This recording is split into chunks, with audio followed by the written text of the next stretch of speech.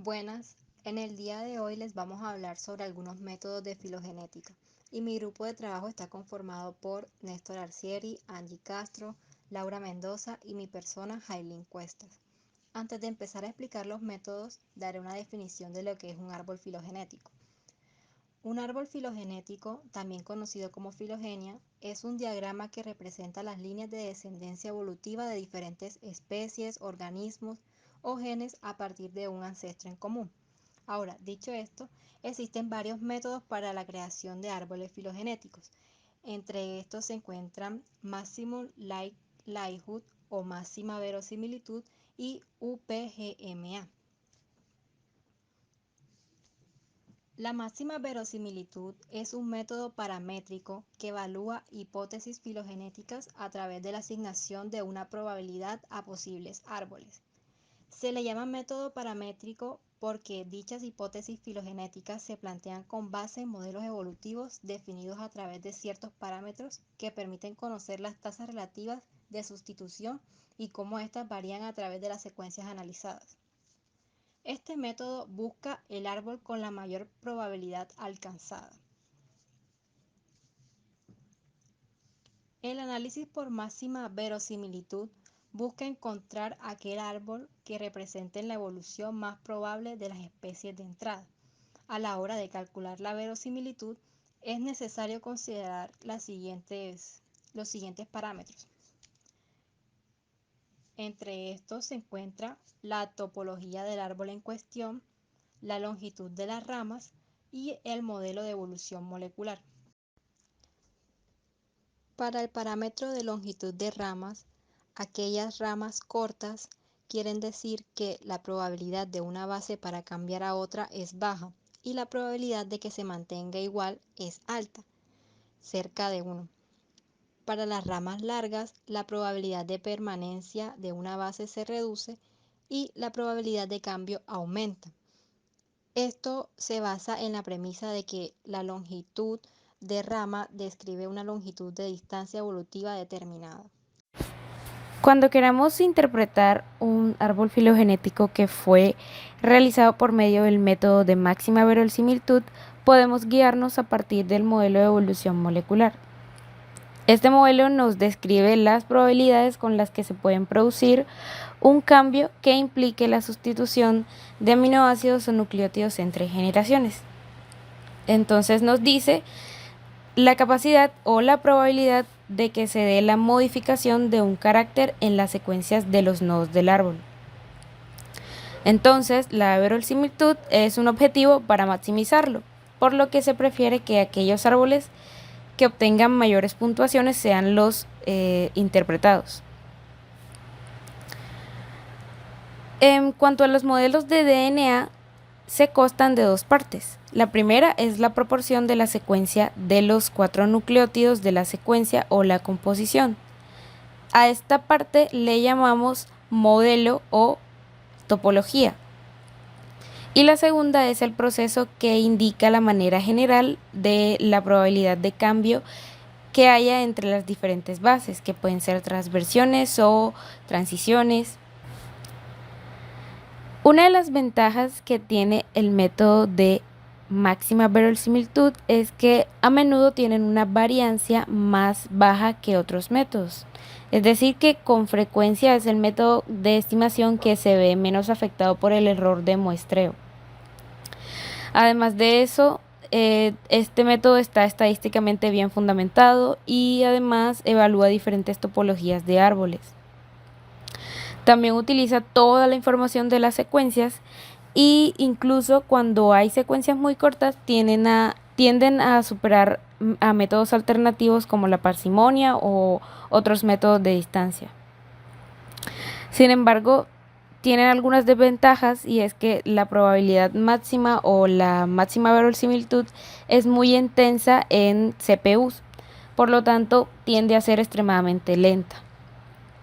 Y el resultado depende del modelo de evolución el cual se utilizó.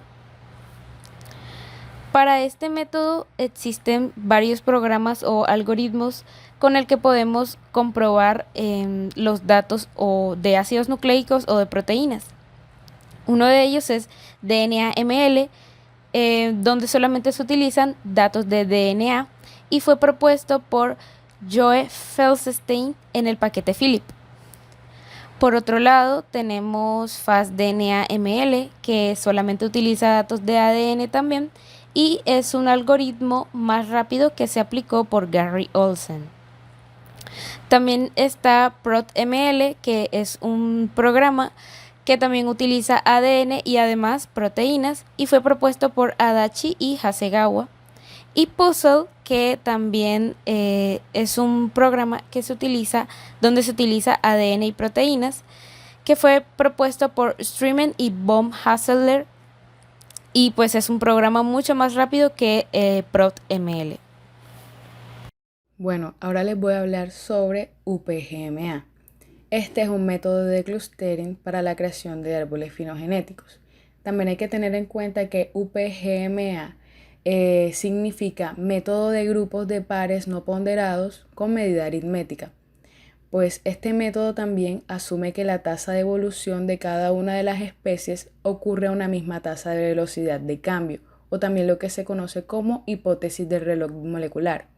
Básicamente, el árbol se construye en base a comparaciones por pares de especies, es decir, comienzas comparando tu especie hermana, luego se compara ese par de especies con la siguiente especie individual más estrechamente relacionada y así posteriormente sigues comparando grupo de especies.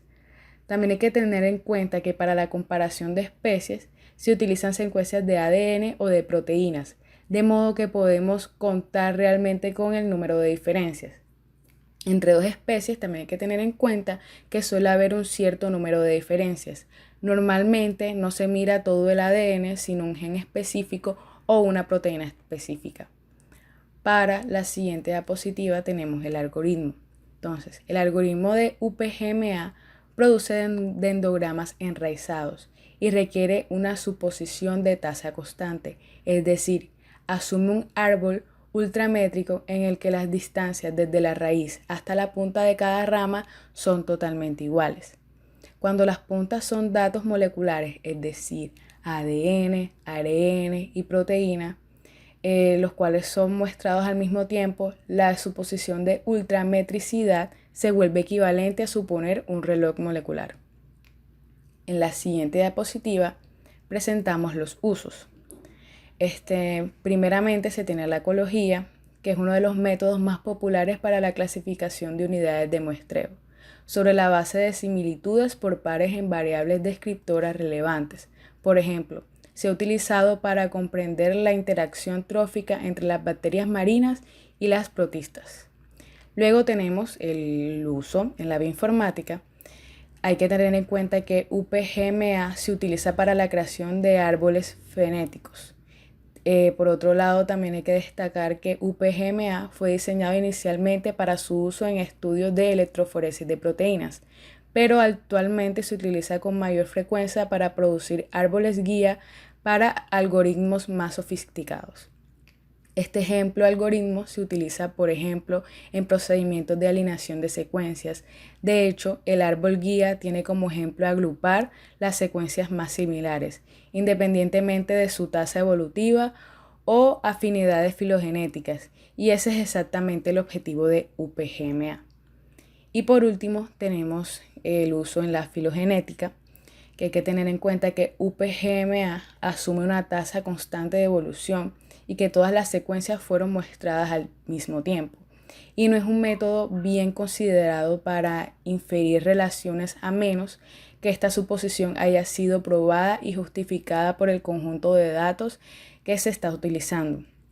También hay que tener en cuenta que incluso bajo un reloj estricto, las secuencias muestradas en diferentes momentos se deben conducir a un árbol ultramétrico. Por último, ya tenemos las limitaciones que se debe tener, que la gran desventaja de UPGMA es que asume la misma velocidad evolutiva en todos los linajes, es decir, la tasa de mutaciones es constante y para todos los linajes en el árbol. Esto se llama una hipótesis de reloj molecular. Esto significa que todas las hojas o nodos tienen las mismas distancias en la raíz. En realidad es muy poco probable que las ramas individuales tengan las mismas tasas de mutación. Por lo tanto, UPGMA con frecuencia genera topologías de árboles incorrectas. Con lo que respecta al análisis de la proteína TRIM5-alfa, se hizo uso de una herramienta de alineamiento múltiple, que en este caso se hizo uso de el algoritmo de Muscle, que este algoritmo permite el análisis de proteínas y un mayor afín con este tipo de secuencias, y con respecto a otros programas presenta una mayor precisión frente a otros programas como lo son el Clustal y T-Coffee. También tiene una mayor velocidad de procesamiento. Bueno, Muscle, esto significa Multiple Sequence Comparison by Log Expectation, que significa comparación de secuencias múltiples por expectativa logarítmica. Bueno, una vez habido puesto la secuencia en el programa, esto nos arroja un árbol filogenético en el cual podemos ver cómo están distribuidas las especies que estaban en la secuencia.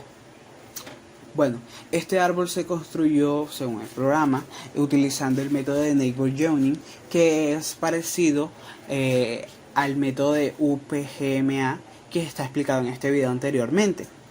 Bueno, la que diferencia con el Neighbor Joining con el UPGMA es que en este sí tiene en cuenta lo que es el tiempo de evolución, el tiempo de evolución. Bueno, podemos observarlo de dos formas, que son en el cladograma, que no tiene en cuenta este tiempo.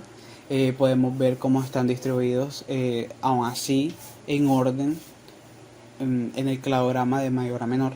Están los simios, y también podemos encontrar otros animales como lo son el conejo y los gatos. Si observamos al real, que es el que tiene el tiempo, podemos ver, por ejemplo, la evolución a través de las diferentes especies.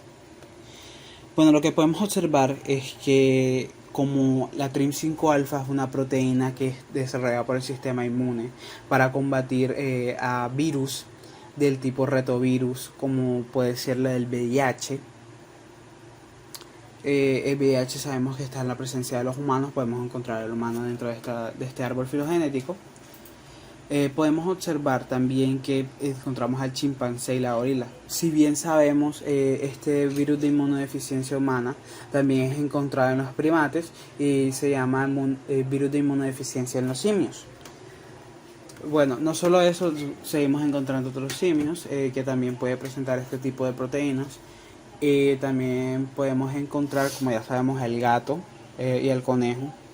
Se sabe que el gato también se ve afectado por un tipo de síndrome de inmunodeficiencia, que es también contraído por este tipo de virus de retrovirus. Y lo vemos que está incluido ahí en el árbol filogenético por algún tipo de relación con los otros animales. Si bien no está en un mismo clado que un primate, aún así se encuentra cercano a ellos.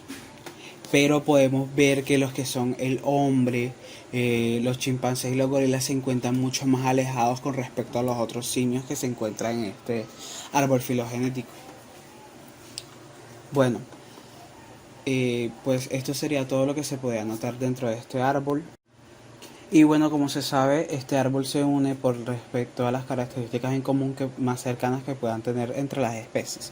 Por lo tanto, como vemos que el hombre y los chimpancés están mucho más alejados con respecto a las otras especies, se podría decir que las proteínas de estas son mucho más similares que con respecto a las otras especies de primates y animales que se encuentran presentes en el árbol. Pues esto sería todo y muchas gracias por su atención.